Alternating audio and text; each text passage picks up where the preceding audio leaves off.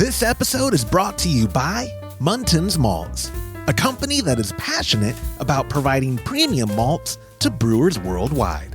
For over a century, Muntins has been a leading supplier of brewing and distilling malts, offering the finest British malted barley on the market. You can experience the difference Muntins offers by joining a recipe receiving tier of our Trub Club, because every kit that ships out now includes premium Muntins malt. You know, we've known the Muntins crew for a long time, and I can tell you, friend, you're going to love brewing with their grains. Ask your local supply shop to carry Muntins malts, or homebrewers can join our Trub Club at homebrewhappyhour.com/club, be a part of the community, and come brew with us. Thank you, Muntins, for supporting our efforts and homebrewers worldwide. Today's show is brought to you by Hopsdirect.com. Grown in the esteemed Yakima Valley on the Peterball family farm, Hopsdirect.com offers the widest variety of hops available online at incredibly competitive pricing. It's simple. They grow hops, they sell hops, and they ship hops straight from their family-owned farm to your doorstep. Producing the highest quality hops is Hopsdirect.com's passion, and they're proud to be an independent grower in the craft beer industry.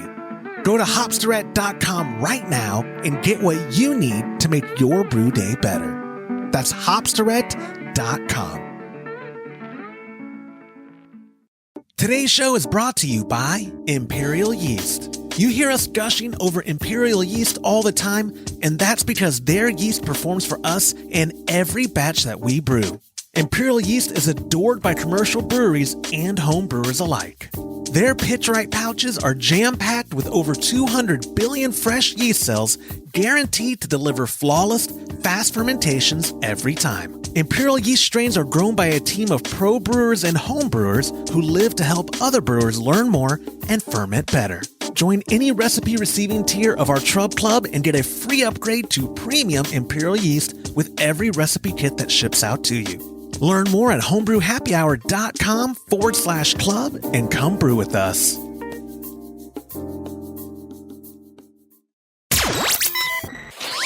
Entertaining shows with content that spreads information and sparks discourse throughout the community. This is the Pearl Media Network. Should I clean or replace old beer lines? Gear recommendations for pressure fermenting, achieving perfect crispy lagers, and best ways to add coffee for a breakfast stout clone. It's a lot of title. This is Homebrew Happy Hour, episode 397.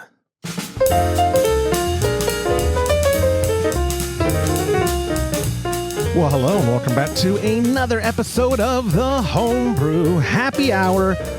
This, my friends, is the show where we supply the answers to your homebrewing questions and discuss all things related to craft beer. And if you have a question you'd like us to discuss on a future episode, you could email joshua@homebrewhappyhour.com, or even better, call it in, leave a voicemail to 325-305-6107. And when we use your voicemail on a future episode, you get yourself a $25 gift card to kegconnection.com. I am one of your hosts, Joshua Stubing, joined as always by the Director of Operations at cmbecker.com, Mr. James Carlson, as well as the President and Chief Keg Washer of kegconnection.com, Mr. Todd Burns. Gentlemen, it is so good to see you two after a long, just laborious weekend in Vegas. You know how awful that town is.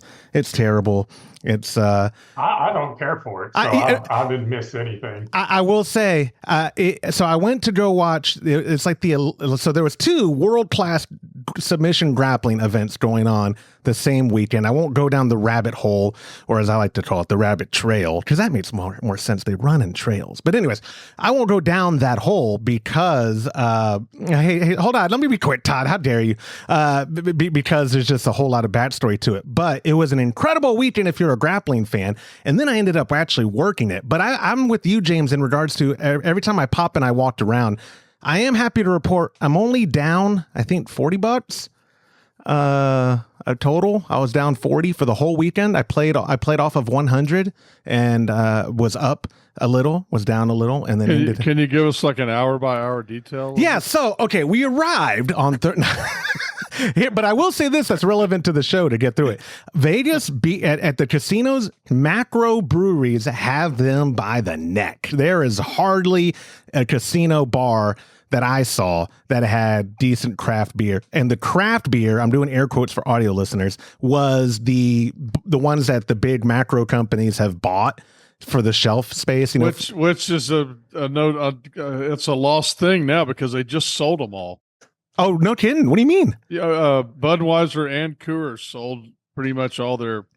You're kidding. I had no idea. Oh, yeah. If I was still doing Booze News Weekly, I would know that. But the show died. So I don't keep up in real time. I had no idea that. So they sold, what's the company? Like Northern Brewer. They were bought by AB InBev and then got sold rather to. Revolver was one in Texas. It's close to us. It got sold. No kidding. Oh, so they don't own that anymore? They're selling them all off. Coors wow. And so is Budweiser. They're selling. I think Budweiser's selling everything. Coors selling. So it's a bunch. I don't know if they're keeping any of them to venture capitalist companies. I'm assuming. Well, what's the one? The other one. What's the other company? It's something brands. Constellation brands. Yeah. They bought that brewery for $1 billion several years ago. And they're selling it off now too. Which brewery are you referring to? The one in California, the Ballast Point. Ballast Point. No kidding, they're selling it. Yeah.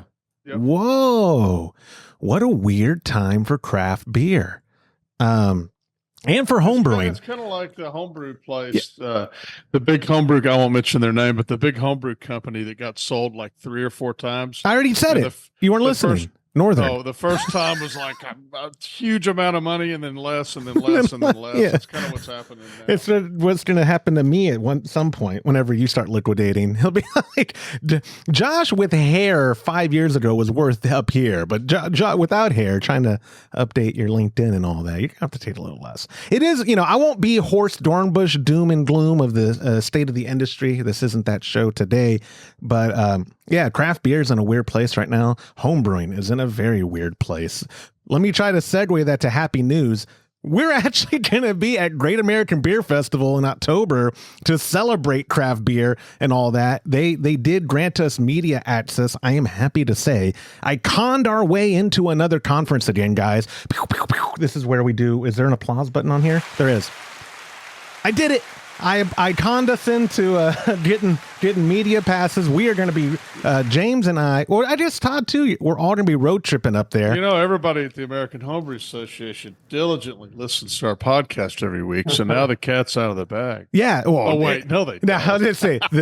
One, they're not part of the dozens of people entertained weekly, and two, they know if they're the ones who read any application I've ever sent in for media credentials, they know I'm full of it. Or they're dumb. There's only 2 options. But anyway, we are actually super excited. We're going to be road tripping it, which I like because it makes it easier for me to travel with the gear and all that, because we are going to podcast from there. I'd like to get some interviews and all that. They are having, at Great American Beer Festival this year, they're having Homebrew HQ. I've reached out to try to get maybe Julia or someone from the AHA to come on the show sooner than later so that we can kind of give a preview of it, what homebrewers who want to go can expect. But what it boils down to, guys, it's 3 days of partying. All craft beer from across the country gathers there. You're supposed to just drink everything in 1 ounce increments. But Todd, one time you told me how many beers, the one we all went to, it was actually, I think before James was working for you. So this had to be 2014 or 2015 or maybe 2013. We went, and I think you told me there was like 400 something breweries. Am I making that up? Well, no, that sounds about right. Here, I'll look it up. I just remember you saying you physically can't drink an ounce from every place that's represented here. So there were 9,298 beers last year.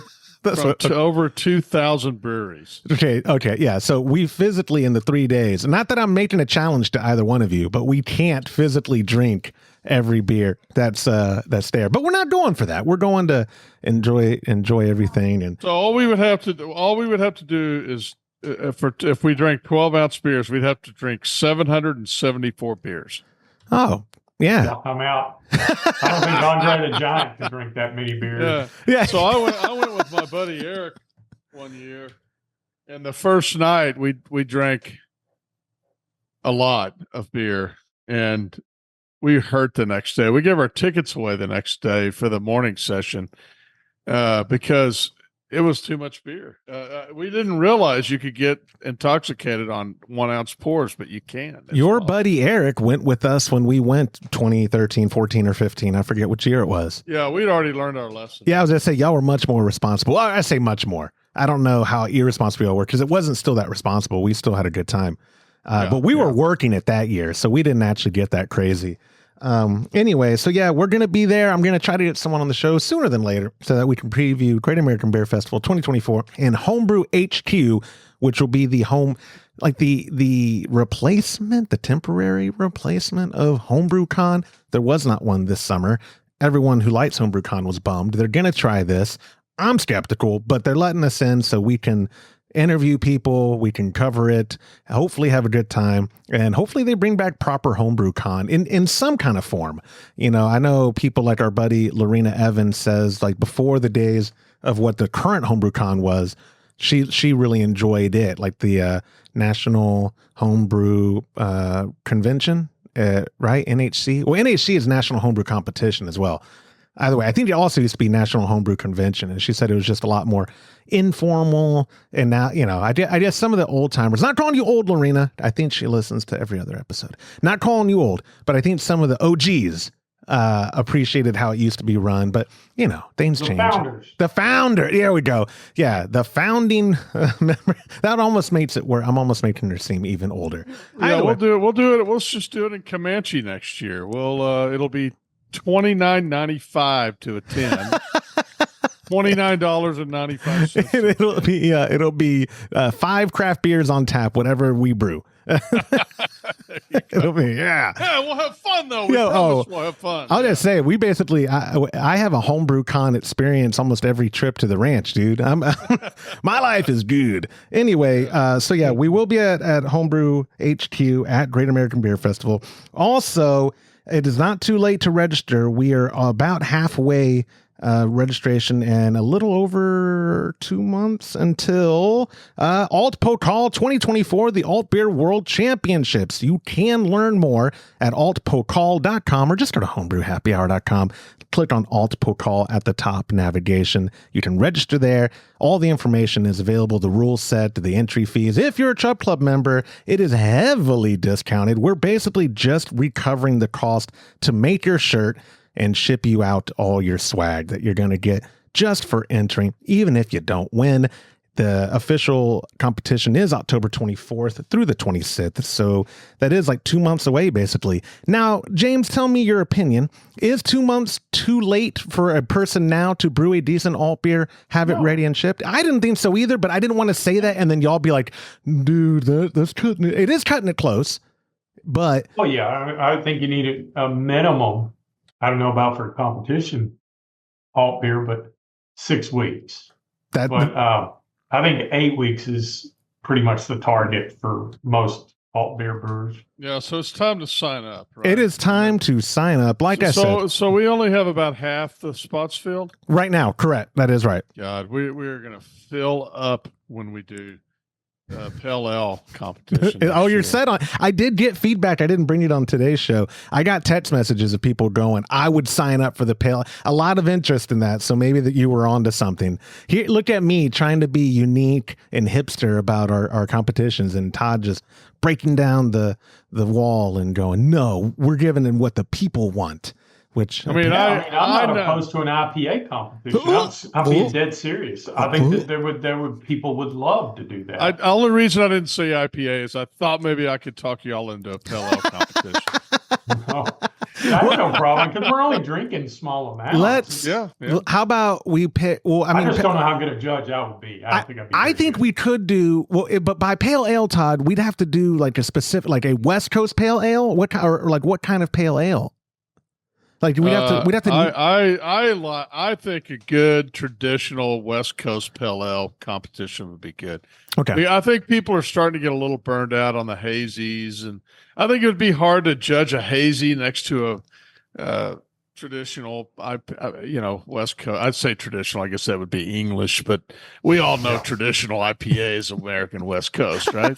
Right, but when you say IPA, we're still talking pale though, like a West Coast pale would be the competition. Oh, okay, yeah. I mean, to me, pale ale is pale ale, but I guess there's hazy pale ales, but I don't think that's normal. I think you could do pale ale, just people would know what you meant. But if you did IPA, you would have to start maybe saying this is more of a West Coast IPA. Gotcha. Or a juicy or a New England. Or a juicy or whatever we wanted to do. Yeah. No, I like that. You know what? I'll leave it to the comment section because me personally, I think logistically pale ale would make more sense for us, not because of a flavor thing, but because it is more straightforward to determine what's a good pale ale on style.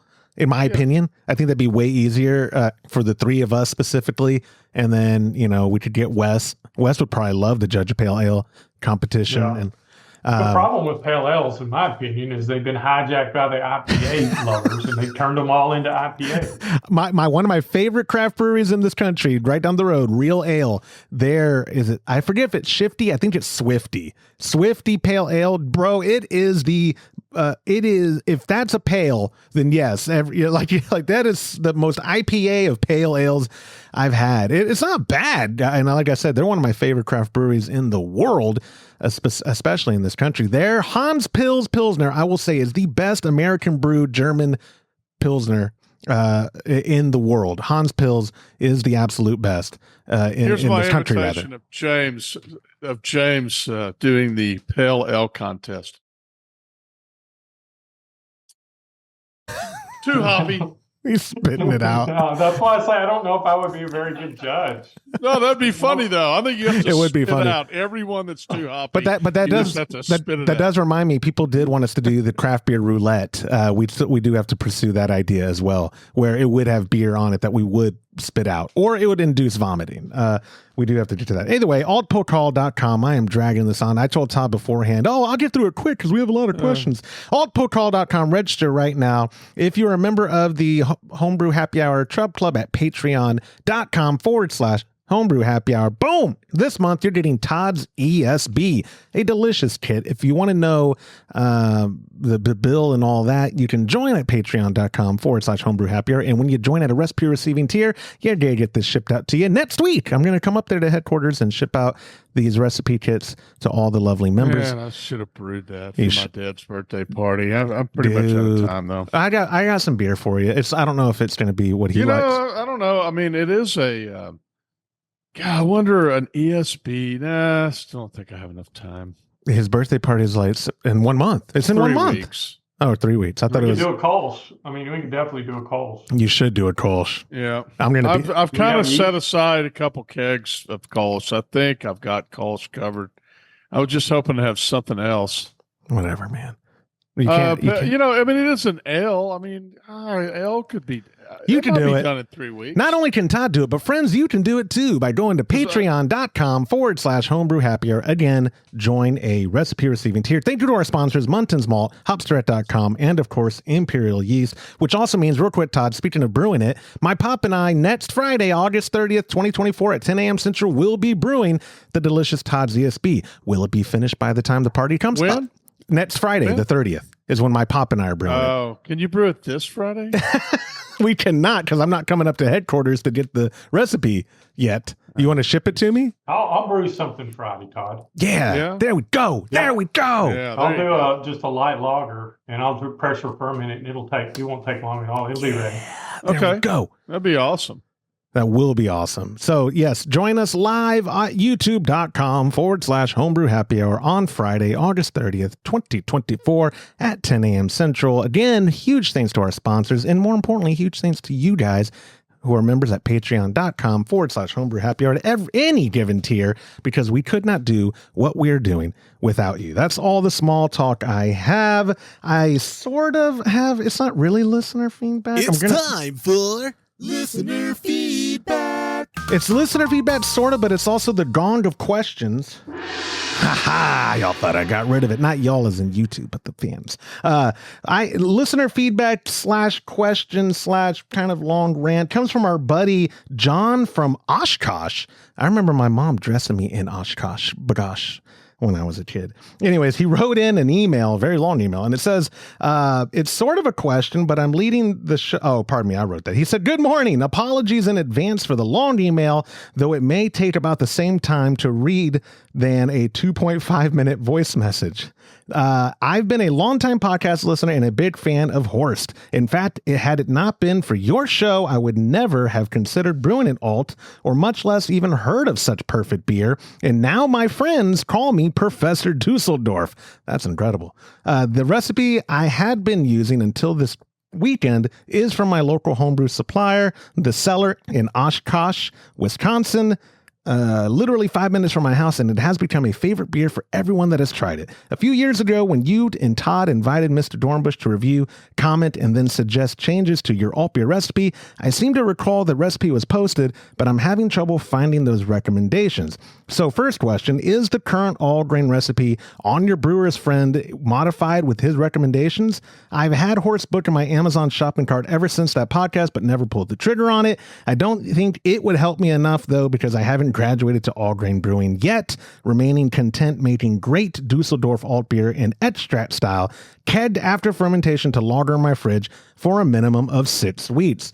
That was Horst's recommendation. That's James Carlson's recommendation. I think that's every alt beer enthusiast recommendation.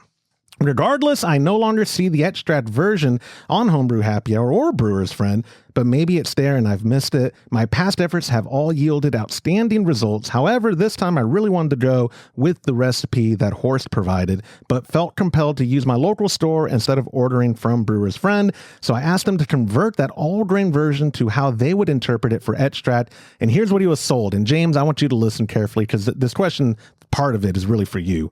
From me.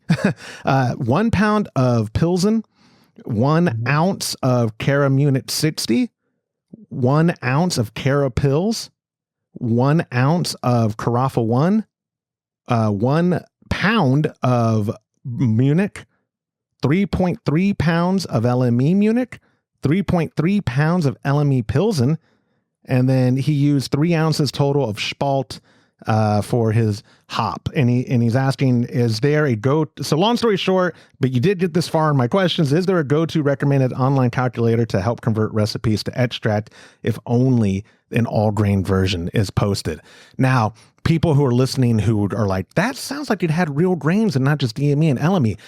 He's doing a partial mash, obviously. Those would be mini mash, partial mash, called both things, and those would be steeping grains that you would do, and then you establish that, get it up to whatever temperature to put your first malt extract addition in, get it to a boil and all that. I mean, there are various ways of partial mash. I don't need to explain that, but did that sound about right for That's pretty close. It seems like it's got a little bit too much LME. I mean, your alcohol, your ABV is going to be, I bet it's over 5.5 by the time you get it done. But I mean, usually when we were doing extract kits, we were shooting for anywhere from 5 to 6 pounds of LME. So maybe that's close. I haven't plugged it into my calculator, but yes, there are online calculators that can calculate. You got to know your base malt. So if you're like, when I do a pills, I'll do 28 pounds of base malt, and then I'll do just a little bit of Cara Pils or acid malt. Well, that base malt is the only one that you want to think of it as the foundation of the house. That's what you want to convert into LME, and then all the specialty grains you can steep. So I used to remember what the ratio was. I don't have a clue now because I haven't done an extract recipe in a long time. But just Google it. You'll find those calculators online and plug that in. Or I would tell you, definitely get Horst's book and look at, he's got some really good recipes in there. Yep. And try one of those and convert it over. There's nothing wrong with doing an extract at all. Oh, no, of course. Get the ratio right, and you'll be fine. Yeah, a very good beer has been brewed in that method for many a year. I was looking, I thought I had it within reach. I have short little dinosaur arms. Horse book, I was going to hold it up. Absolutely recommended. James has long arms. He can get his version and put it up on the screen for you. That's the alt beer book. That's what you want. Even though, funny enough, Horst did say, I would rewrite it if I had the time to do it again because of how information changes all that. But that doesn't change the fact that the recipes he put in there are solid. And he has recipes for a lot of the major breweries that are there in Dusseldorf. Schumacher, specifically by name. I think he has Futchen in there as well. And he doesn't have a Schlussel clone in there, but I do believe it's Schumacher for sure. And I think Futchen. It might be. He's got Fortuna, Altstadt, Rhenish, Hanoveren. He's even got a sticky alt. It is the definitive book as of right now. Until he rewrites it, my friends, it is the definitive book on alt. I'll put it in the show notes. If you're watching at youtube.com/Homebrew Happy Hour, it'll be in the description below. While you're here, you might as well comment, like the video, subscribe to the channel, smash that notification bell, all the things that better and more watched YouTubers say to their audiences. We would appreciate that. You know, he didn't include Todd a Diebels recipe. I wonder why. Huh. Strange. Yeah. I don't get it. Sucks. Oh, that's the natty light of alt beer. No kidding. There's a natty light of alt beers in Dusseldorf? Yeah, it's called Diebels. I'd get it. Like one of the hotels I stay in serves it. So it's like, yeah. That's hilarious. I found it in bombers, like pint bottles next to our hotel one year, and I was all excited. Todd was like, calm down, we're in a public place. There were 75 cents a piece, and I got like 10 of them. Oh, it's terrible. It was, they got you. They tricked you, pal. You should have brought one back for craft beer roulette. An alt beer. I'm safe. Anyway, John, thank you so much for writing that long thing. And to answer his first thing, I will look and republish it if I need to. The Horst one, the only difference I remember, guys, is it had floor malted bark Pilsen, I think was the base. Yeah, that's what Horst recommended, wasn't it? Yeah. And so is that a specialty order from most local shops, I'd imagine? Oh, yeah. Oh, definitely. But you can make a good alt beer without having that. Right. Yeah. And that was Horst's whole premise as well, is that if you want to do it the right way, then this is how it is done. And but yeah, also, since we just recently had him on, I've already gotten a ton of requests to have him back. So we'll have to come up with a topic for Mr. Horst, because we can't always do. I'd like to do the Stump Horst Challenge maybe once a year, maybe twice a year. We'll see how that goes. But he is a wealth of knowledge. It would be a travesty to not narrow down a topic and then get him to talk about it. And this time it won't be a doom and gloom one. That was my bad, guys. That was my bad when we had him basically saying the world's falling apart, going to hell in a handbasket, and everything's going to cost a lot. I love stuff like that. That's the last two books I've read. So yeah. To be fair, he wasn't wrong. Anyways, thank you again, John, for that. And a reminder, my friends, when you email joshua@homebrewhappyhour.com or you text our hotline and I take it on a future episode, you get yourself a $15 gift card. And a lot of people are like, 15 is very generous. And I go, yes, I love being generous with Todd Burns' money. Even better, hear me out. Call that hotline, 325-305-6107. Leave a voicemail question, preferably. It could be feedback, but I'm desperate for voicemail questions. When I take your question, because I will, you get yourself a $25 gift card to ketconnection.com, which is $10 better. I'm bad at statistics, or percentages, but that's a lot more than 15. So anyways, our first real question of the show, it's our buddy Danny. Danny Boy. Hey gang, how are you guys? This is Danny from New York. I'm going to leave a voice message because I know you guys love the sound of my lilting Irish brogue. So awesome. I have a quick two-part question for you guys. First part, my wife and I had a baby 10 months ago, our first. Things have been hectic, so I have not been brewing. So I have a 3-tap system, 2 X1s, and a nitro tap. My 2 X1s have had beer in them for the last 10 odd months. I haven't cleaned them in forever, and there's beer in the lines. My nitro has been empty for maybe 8 months because, of course, I drank all my dry Irish stout. My question is, I haven't been cleaning them. Should I just replace the beer line because beer line is cheap, or do you think they're still good if I give them a good clean out? And the dry tap, the dry line, has that been okay considering it's been sitting dry for so long? Not sure. That's a question for you guys. And then the second part is I want to get back brewing again, but with the baby, it's hard to find time. So I've been thinking about moving to pressure fermenting, just to keep things a little simpler. You guys know I love my Kolsch's, German beers, German Pils, Bohemian Pilsners. Love those crispy lagers, but I cannot ever get my lagers crispy because I do not have a glycol setup or I have no way of controlling my fermentation temp. Is the pressure fermenting kit that you guys have for kegs with the quick carb lid and the spunding valve lid, would that suit me good for brewing the kind of beers that I like, the Pilsners, the dry Irish stouts, the occasional IPA, etc.? Just wondering what your advice is and any ways to make the brewing day go as smooth as possible. Thank you, guys. Hope you guys have a great day. Danny, it's always good to hear from our friend Danny, longtime friend of the show. And like he said, getting back into brewing, we're going to help him get there. Let me take the first question. Yeah, we should tag team this one. Well, I was going to say, before I throw it to you, Todd, that's the most Joshua Steubing question of all time in regards to this. How much is a foot of tubing? Like 80 cents? Let's say, yeah, not even. Okay, but I'm just saying, yeah, 70 cents, whatever. And I'm like, it's been. I don't have to replace it, right? I could probably salvage this. Actually, no, that's wrong. I wouldn't even ask that. I would just, after 3 weeks of not cleaning it, I would just rip it out and replace it. Yeah, but you got to understand it. For some people, it's a little bit of a daunting task, maybe, to replace it.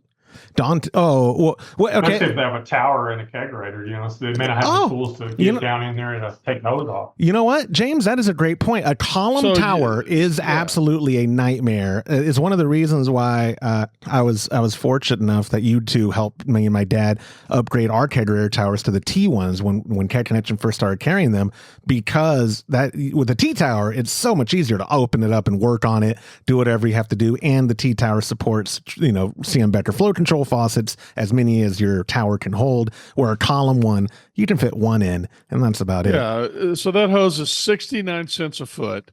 I don't think the cost is going to have anything to do with it, even for somebody as cheap as you, Josh. I think it's more of your laziness factor. Am I more cheap than I am lazy? The battle. Yeah. And is it more trouble for you to clean the beer line or more trouble for you to replace it? I don't know, because you've done this a long time, and I've even seen you do a tower beer line replacement contest before.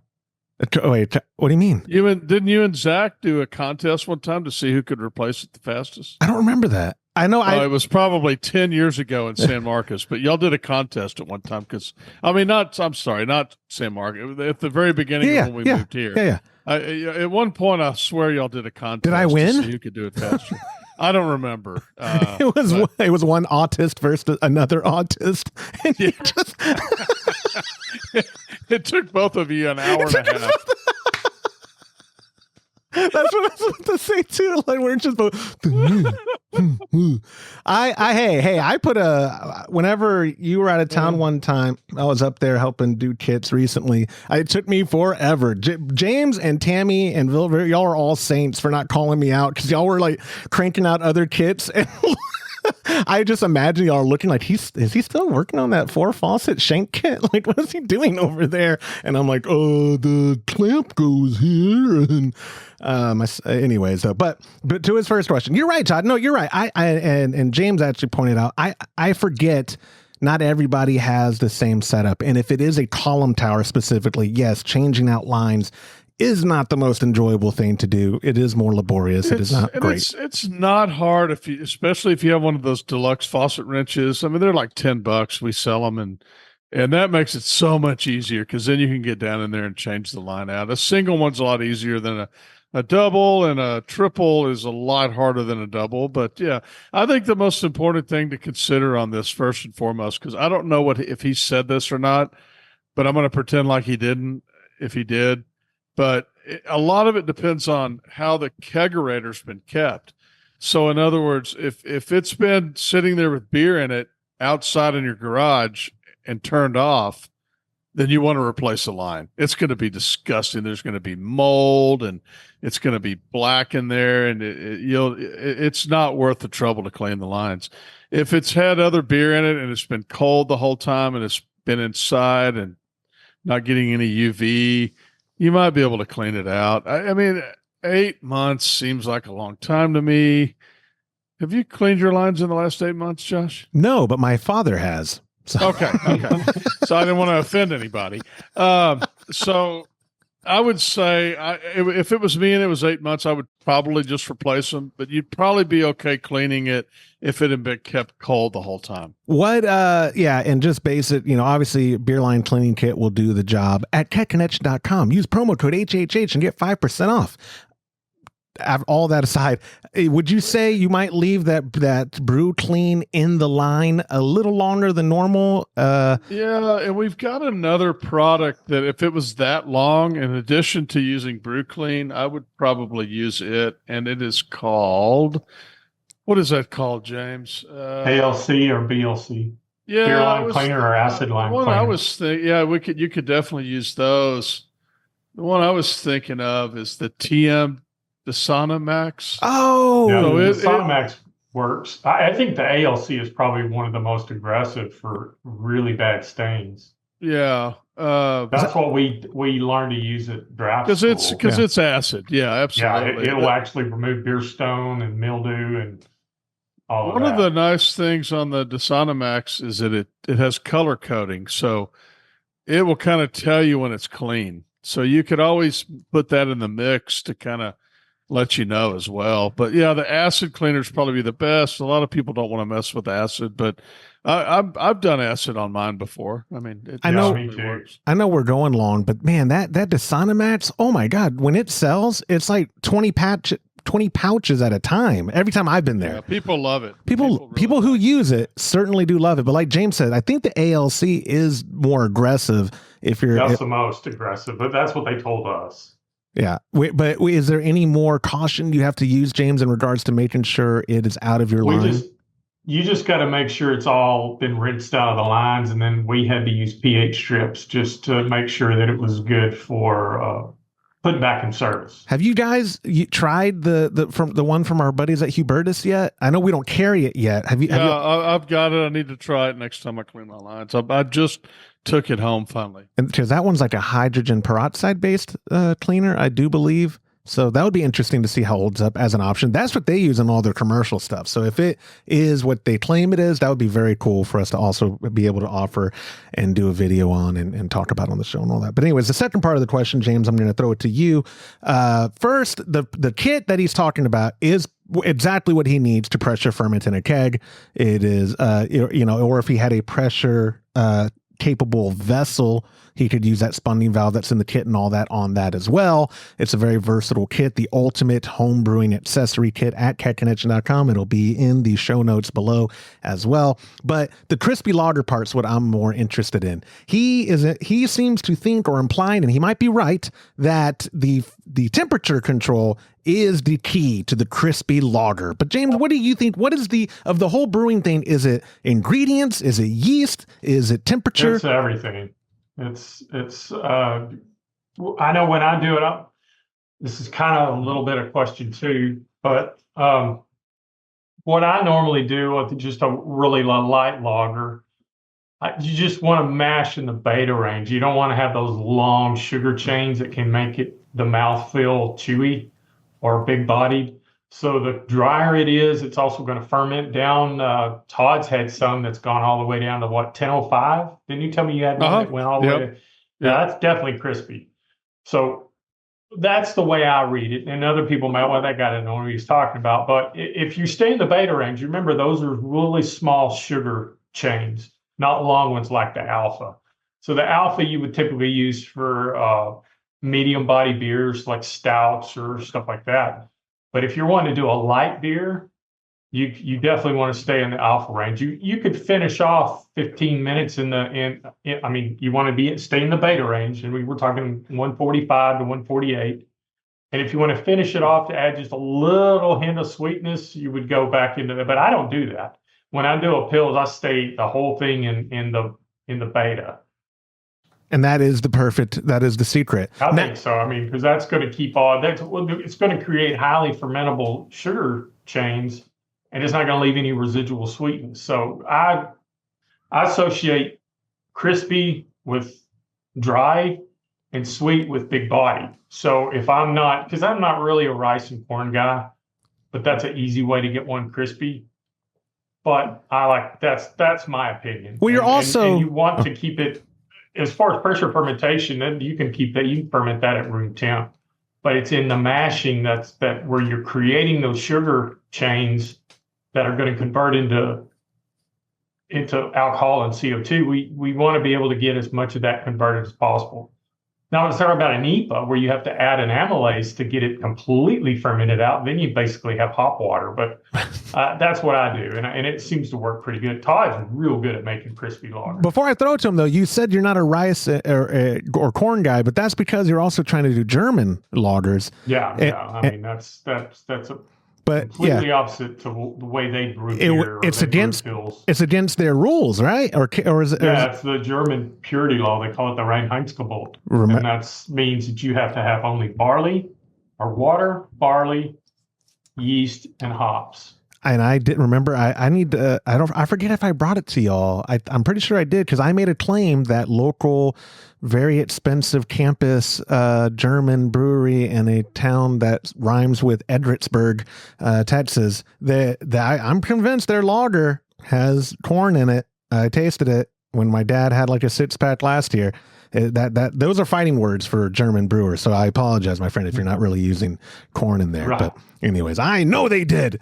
And people are like, oh, but they're award-winning. The awards mean nothing. I give myself awards. I'm digressing. Todd, what did you do? What was the secret? Because James and I both agree your Weissteiner clone is one of the best, not just clone beers, but it was one of the best Pilsners that you've brewed ever. Period. It was spot on to the style, and it was as bright as could be.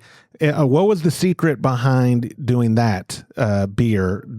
2 months ago? 3 months ago? I should have logged in to Brewer's Friend ahead of time, but I think I have that recipe public on there. I know the recipe. Yeah, I mean, I put all my notes on there, and I step mashed it. And it says exactly what I did on the, I guess, Josh, maybe we should look at it and see if it's public, and if it's not, you'll have to show me, make absolutely sure that anybody can see it. But it's very straightforward. It's not a complicated recipe, except for the step mashing, which isn't difficult. But your notes are on the digital version in regards to. Yeah, and it also tells what the water. I think I also have my water profile on there. It is on there. Yeah. Okay. Well, then I'll. You know what it is, James? It's just you just use lager malt, acid malt, and Hallertau Mittelfrüh for the hops. Mittelfrüh's the hops. That's my favorite. No wonder it was so good. It really was good. And I know, sometimes Todd thinks we're just blowing smoke because he's boss man. I tried to brew it and I couldn't, but I didn't step mash it. I guess I didn't read. You didn't on your last one? Okay. I did everything. I did the water profile. I just did not step mash it. So that could be the key, because it was his Versteiner Pils was a dead reader for the real stuff. And that's my favorite I just tried yours last night. It's really good. So I think part of it may be not aging it long enough, because I have had mine. I don't know if you still have any of yours, but I do. I'm still on the. But the one thing I noticed about that it is the brightest, clearest beer I've ever brewed. Yeah, it's getting. It is really crystal clear. I thought it was good when you gave it to me, but it is definitely better now after sitting there for 2 or 3 weeks. I don't think James is arguing good. He was just saying it's not. He was going for Warsteiner because James is his biggest critic. You are, my friend. You are always your biggest critic. Where you give me beer and you preface it, we're like, it's not that good, but let me know what you think. And I try it. I'm like, dude, this is fantastic. What are you talking about? But that's the gearhead in me. You can always make it better. Yeah. See, where I'm just like. Yeah, every time I try a first pour from something my pop and I brew, I'm like, it's not bad. We're the best. We're the best. Woo.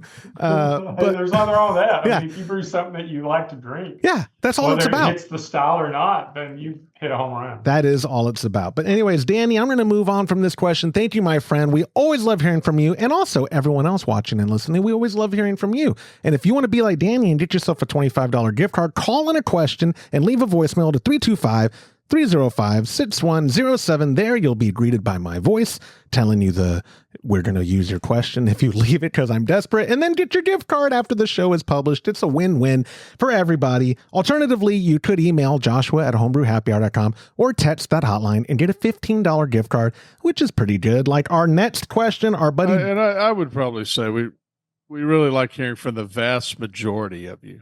Yeah, not all of you. Well, don't look at me while you're saying that. Good no. Stir a hornet's nest just now. Yeah, you're right. You're right. Some of the questions are like, Josh, I'm not going to suck up to you. You actually suck, and you have a speech impediment.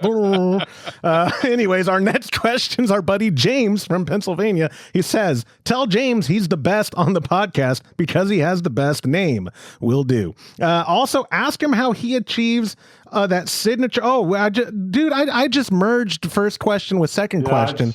I brought that up earlier, but. You did? I didn't. I was not even listening. Yeah, you're right. You said touching the second question, but I thought you meant of Danny's second questions. Let me finish reading this just so I can tell James we took his question. How do you achieve that signature? We kind of answered it already. Yeah, the crispy finish while brewing lagers. I keep trying to brew a crispy lager, but I haven't reached it yet. What can I do to nail it the next time? That's my bad because I said, James, what is the secret to a crispy? When I knew the next question was going to be that. I did this to the show. James from Pennsylvania. We've already answered. I know. James from Pennsylvania. James from Pennsylvania, you're still getting your $15. I will add to the first question, which is kind of a run-on sentence, but what he can do, and if you will reach out to us, we'll send you the Bob Toots cream ale recipe. The easiest way to make a crispy lager is to add rice or corn. And I think on Bob Toots, it's rice syrup solids, right? Yep. Yes, sir. That's a good recipe. It's such a good recipe. It's a good recipe, and it's a real simple way of making a crispy lager. And if you go online and you look at crispy lager recipes, a good portion of those have corn or rice. I just don't brew with them. But that is a really good beer. It's easy to get it to that flavor. But if you're all grain brewing, just remember, like Todd said earlier, you can step mash, and you can find those profiles online. Or you can just keep it under 148 degrees, between 145 and 148, and mash there, and you will achieve the kind of sugars that the yeast love to eat and eat most of it. So once again, if you've got lighter body, you have crispy beer. And so we like the dry beer. I love dry beer. It's easier on the palate. I don't like the cloyingly sweet, big body beers. They're just not, maybe if it's 20 below and you're next to a fireplace with a cigar, yeah. But if you just mowed the yard and in Texas yesterday it was 110 degrees, you don't want to stout. No. Like our last question will be about, we don't. And I'm not going to jump ahead, but right now it is Kolsch weather for me, or in Pilsner, crispy lager weather. It is in Texas. It's like 9 months of the year. It's that weather for us. So we are spoiled. I do want to, I guess, to not to just drag on the question for the sake of it, but could we do either one of y'all? Maybe at the barn would be easier logistically. I want to do an experiment. I don't have temperature control. Otherwise I do it here with my pop. Could we do a batch and see if the one at room temp pressure and the other one in a system with glycol, like the result, like compare them? Can we do an experiment like that on the next time y'all brew a lager? I think you could do it at the office. I just don't know. Yeah, you're not talking about pressure brewing. You're talking about we could compare the two and see if it makes a difference on texture and dryness and crispiness. So Todd could do the same recipe at his barn And I could do it here. We do the same thing, mash it the same exact way, and the only difference is one's pressure fermentation, one is. That's what I want. Yeah. For the most part, Todd, pressure you're not fermentation. Doing. You're doing regular fermentation. You're not doing pressure. I don't do pressure. Yeah, that's what I want. I have, but I haven't done one in several years. In a couple. No, but her Steiner clone was not pressure fermented. That was natural, cold. And I just went in and make sure that was public, so anybody should be able to see it on Brewer's Friend, and it's called Mein, MEIN.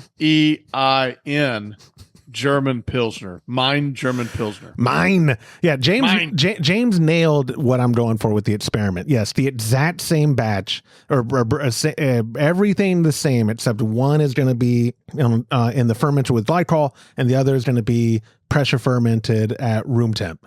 And just because I'm very interested to see how much that might affect the end result, because the skeptic in me would say, oh, the cold from the beginning and all that is the way to go for the best possible result. But I know from experience now, pressure has been mimicking incredible results. Not mimicking, literally producing. Like the best Kolsch that I've been brewing the last 2 or 3 batches have all been room temperature pressure, and they're phenomenal. And people who come over to my parents' place where we serve the beer at have all been very complimentary of this being the best version of the Kolsch and blah blah blah, and enjoying the beer and yada yada yada.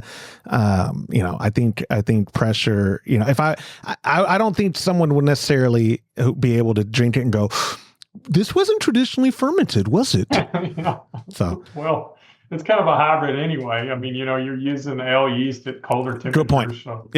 Yeah, good point. So, James from Pennsylvania, thank you for the question, even though I kind of jumped the gun while doing Danny's question. This is a show all over the place, and I can't believe it's almost an hour anyway, but we got one. The Crispy Show. The Crispy Show. That's what we should have done it. We do have one final question before I get to that voicemail. If you text or email Joshua@homebrewhappyhour.com and I take that question and you get your $15 and everything's good, or you call the hotline at 325-305-6107, leave a question. I take it. Get yourself a $25 gift card. Have I said that enough? Oh yeah. Also the gong of questions. Our fourth and final question for the show. It's our buddy Merlin, and he has a question about adding coffee during a breakfast stout. I have a question for you guys. Josh, by the way, really nice things about you because you're excellent. You are excellent, it's true, and I appreciate this question is relevant, is your forte. But I'm making breakfast stout, and I want to know what you think is the best way to add coffee. For instance, to add coffee extract or strong espresso stuff or beans or cold brew as packaging or in the boil as the last 5 minutes or when. I'm wondering. This is Merlin from Delonda, and I appreciate your help. Thank you. Love hearing from it's a show of longtime listeners and people we love leaving voicemails. I appreciate you guys. Yeah, we met him in San Diego. He was so nice, and he's connected. I saw him walk around with Denny, and I was like, Denny doesn't even acknowledge me. I'm like, hey Denny, and he's like, do you want me to sign your hat? What are you approaching me for? And not really that bad.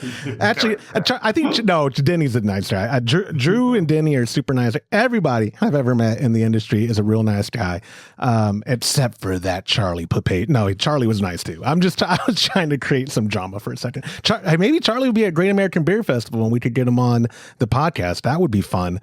I don't think he does media appearances. I think making you prostrate is still what you're upset about. Making me what? Oh, prostrate. Yeah, that's right. I had to proselytize at the altar of Charlie. Yeah, the complete joy of homebrewing. The complete joy of homebrewing. Anyways, Merlin's question. I know it is directly to me, and I will say we have that public for sure at brewersfriend.com. I don't know if it's /homebrew happy hour, but there are a couple of ways that we add coffee during the brew day. We actually steep coffee during fermentation. We steep the beans. We use beans in a bag during the mash, or pardon me, during the boil. And then we add we add cold brewed coffee into the keg at the point of kegging.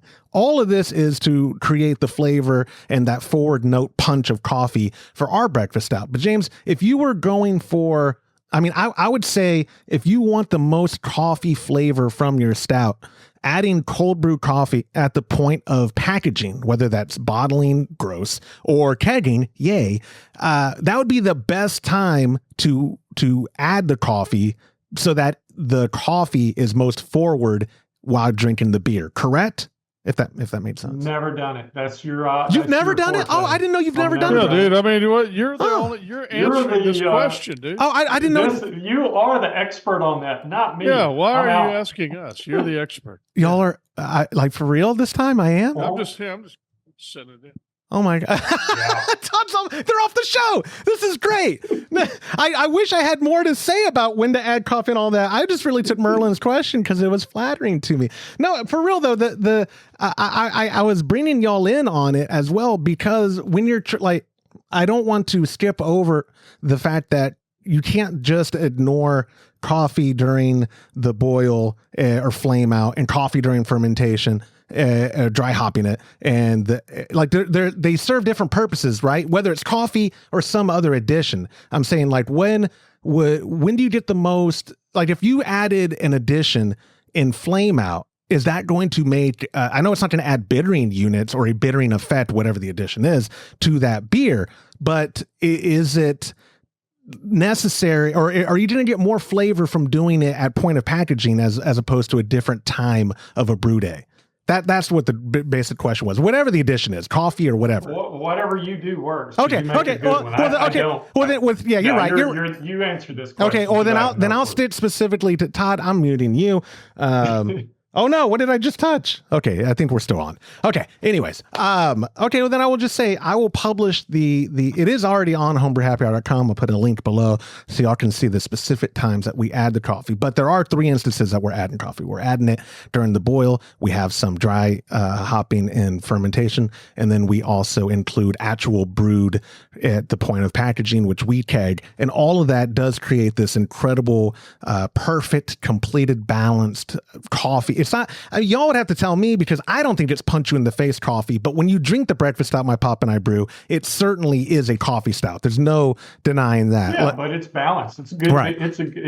Your stout's some of the best I've ever had. So it's I will say this too. This episode is brought to you by Folgers. Folgers Silk. No, actually black silk. Yeah, Folgers Black. Actually, I'm lying. We actually used Fieldhead's coffee last year. Our buddy Joel from Montana, I believe is his name. Sorry, buddy, if I'm remembering your name wrong. I didn't write this down. I believe is our buddy Joel from Montana. His brother-in-law owns Fieldhead's coffee and sent us really incredible coffee for doing with the batch, and it turned out real good. But the year before we used Kona and something else, and then for many years before that we did actually use Folgers because that's what my pop drinks because he is a peasant. This year I wanted to try. I've loved all of those, and if someone ends up sponsoring or whatever, I'll probably use that coffee because I'm a sellout. But I've been getting what's the espresso one, Todd? I just gave you a thing of because I bulk bought it so dirt cheap. Bustello. Yeah, Cafe Bustelo or whatever. It's what every hole in the wall Mexican joint has as their coffee, James. And I bought 6 1.2 pound containers of it for like $11. It was $11. Wow. It was so well. I was going to mention if you go to Aldi's, they have Sumatra, and it's a little less than 1 pound bag. You can get it in.